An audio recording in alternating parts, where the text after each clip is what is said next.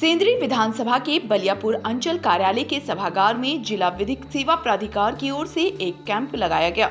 इस कैंप को लगाने का उद्देश्य यह था कि ग्रामीण क्षेत्र की महिलाएं अपने अधिकारों को जान सके, इसलिए काफी संख्या में बलियापुर अंचल कार्यालय में ग्रामीण महिलाएं पहुंची।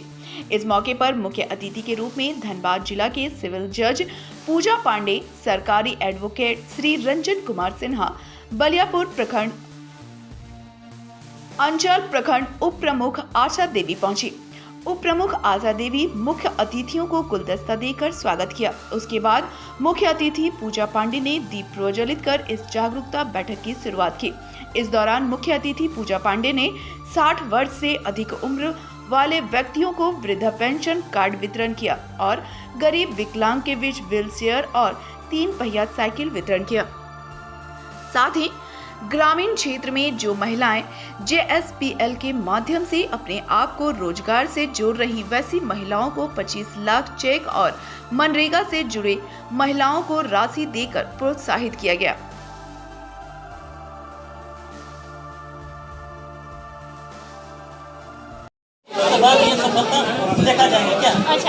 देखिए, हर चीज के लिए खुद जिम्मेदार होते हैं हम लोग। अगर आप देख रहे हैं दहेज उत्पीड़न का केस, तो दहेज उत्पीड़न का केस में हम लोग क्या करते हैं, दहेज दे देते हैं। तो कहीं ना कहीं जागरूकता की कमी है। अगर सभी महिला एक घर को नहीं 2 घरों का परवरिश करती है और 2 वंश को बढ़ाने का काम करती है। आप देख रहे हैं कि अगर महिला चाहेगी कि हम किसी भी बेटी को दहेज ना दे तो क्या उनकी शादी रुक जाएगी? अगर दहेज नहीं दिया जाए तो कहीं ना कहीं से इस चीज़ का विरोध होगा। और जैसा कि आपने कहा कि नया दंडाधिकारी जो भी दहेज ले रहे हैं, इसका भी हम आवेदन अगले स्टेप में दे सकते हैं कि वे दहेज के लिए मेरी बेटी को शादी नहीं कर रहे हैं। तो इस तरह की बातें को हम लोगों को आगे देना होगा, आवेदन के साथ देना होगा। इससे क्या होगा कि कहीं ना कहीं लोग डरेंगे तो दहेज का मामला है ये जड़ से खत्म होने होगा। लोगों को जागरूक कर रहा है अपने अधिकार के प्रति। आज आप देख रहे हैं कि लोग कहीं ना कहीं लोगों में जागरूकता की कमी है। अगर लोग जागरूक होंगे तो अभी अधिकार से कभी वंचित नहीं होंगे। बस उनका यही उद्देश्य था और इसी उद्देश्य के साथ आज बलियापुर प्रखंड में जो सेवा प्राधिकरण विधि का कार्यक्रम किया गया, सफल भी हुआ। आप देख रहे हैं कि भारी मात्रा में हमारी महिला आई हुई है। ये अपना जागरूकता का परिचय देते हुए ही आई हुई है।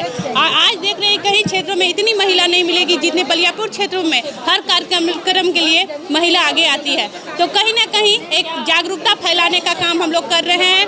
कोई भी अधिकार हो, चाहे पेंशन हो, न्याय हो, विधवा पेंशन हो, अम्बेडकर आवास हो, किसी भी तरह की योजना के लिए महिला को सशक्त और जागरूक होने का होगा, तभी जो सरकार की लोक कल्याणकारी राज्य की स्थापना का उद्देश्य है वो पूरा होगा।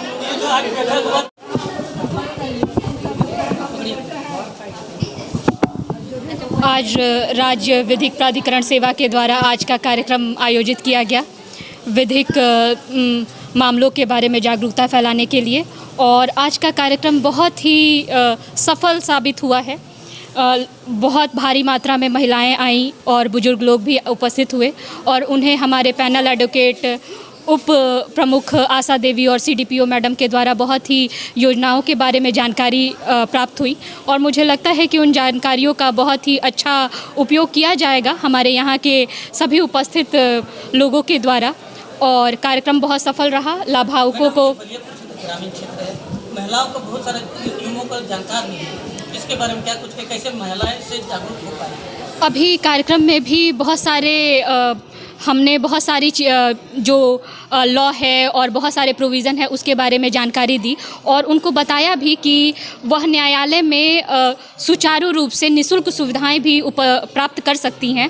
तो महिलाओं को जागरूक होने की आवश्यकता है। प्रोग्राम में भी दहेज प्रतिषेध अधिनियम और डायन प्रतिषेध अधिनियम, इन सारे चीज़ों के बारे में जानकारी उन्हें दी गई कि कैसे महिलाएं अपने आप को सशक्त बना के समाज में पुरुषों के साथ कंधे से कंधे मिलाकर चल सकती हैं और न्यायिक जो न्याय है वो प्राप्त कर सकती हैं न्यायालय में आके। अब किसी भी महिला को अपने परिवार में या फिर समाज में दबे कुचले वर्ग की तरह रहने की आवश्यकता नहीं है। महिलाओं को पढ़ लिख कर समाज में सारी जो योजनाएं हैं सरकार की तरफ से उसका फ़ायदा उठाते हुए आगे आने की आवश्यकता है। समाज में मैडम जिस तरह से दहेज प्रथा चल रही है वो कहीं रुकने का नाम नहीं है, जिसके कारण कई बेटियां इसको बलि चढ़ जाती हैं। इसके लिए क्या करें? इसके लिए मैं यही कहना चाहूँगी कि लोगों को जागरूक होना होगा। मैंने कहा भी कि दहेज लेना और देना दोनों ही अपराध है, तो बेटियों को आगे आना होगा, पढ़ाई लिखाई करनी होगी। जो राइट टू एजुकेशन एक्ट बना कि शिक्षा प्राप्त कीजिए, सशक्त होइए और दहेज दीजिए ही मत। जब दहेज दिया नहीं जाएगा तो लेगा कौन? तो उस चीज़ को ही बात है कि दहेज, आप अपने में इतनी सशक्त बनिए, पढ़ लिख कर आगे आइए और आपको जितने भी अधिनियम बने हुए हैं उनको जानिए, उनका फ़ायदा उठाइए, सरकारी योजनाएं हैं उनका लाभ लीजिए। पढ़ लिखना बहुत ही आवश्यकता है महिलाओं के लिए। इस प्रकार से महिलाएं समाज में एक सशक्त हिस्सा बन के साबित हो सकती हैं।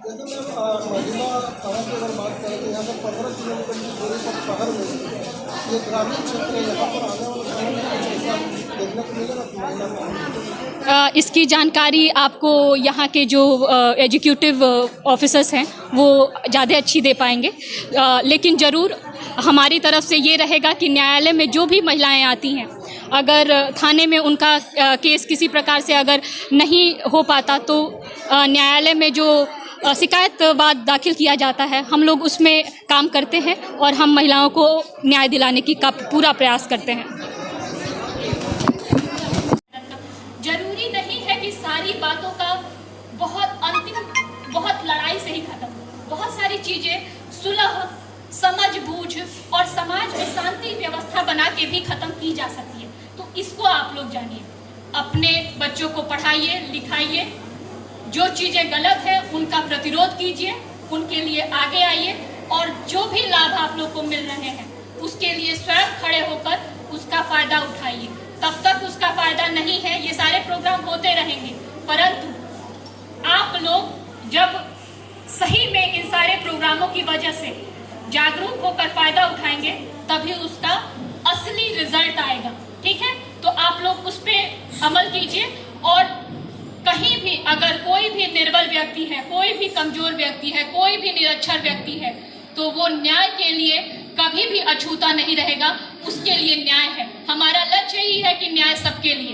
कोर्ट में हम लोग हमेशा इस चीज़ को ध्यान रखते हुए हमेशा ये देखा जाता है कि सभी व्यक्ति एक तरह से, एक समान तरीके से सबको न्याय मिले। इस चीज़ का हम लोगों ने ध्यान रखा हुआ है और यही आज के प्रोग्राम का लक्ष्य भी है। मैं अंत में अपनी बातों को इसी तरीके से समाप्त करना चाहूँगी। खुद भी जागरूक होइए, अपने बच्चों को पढ़ाइए, आगे बढ़ाइए, जो चीज़ें गलत हैं उनका खुल के प्रतिरोध कीजिए और अपने परिवार में सुखी तरीके से रहने की हर संभव कोशिश कीजिए और बच्चों को जरूर से जरूर पढ़ाइए।